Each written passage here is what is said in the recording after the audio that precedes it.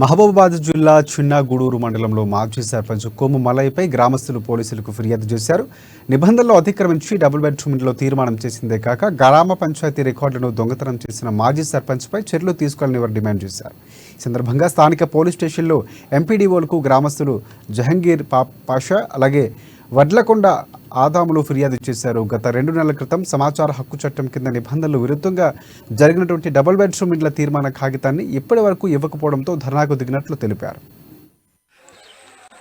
ఫోటోలు దించి వాట్సాప్ ద్వారా మాకు పంపిస్తే మరి తీర్మానం చేసిరని మీరు అంటారు. అక్కడ తీర్మానం చేసింది సర్పంచ్ గారి పేరు లేదు, సంతకం లేదు, ఎంపీడీఓ గారు లేదు, ఎంఆర్ఓ గారు లేదు. మరి ఇది తీర్మానం చేసినంటే ఏ విధంగా చేసిరని మేము అనుకోవాలి.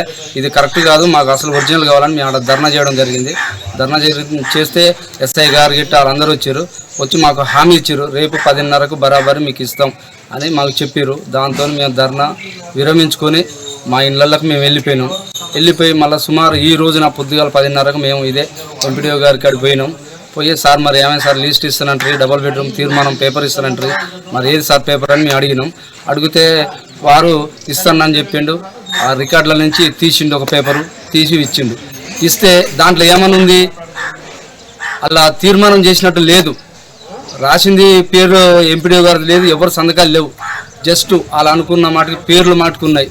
రెండోది నిన్న ఇచ్చినది ఇవాళ ఇచ్చినది ట్రయల్ చేసి చూస్తే అది దిద్దిన పేపర్ లాగా ఉన్నది.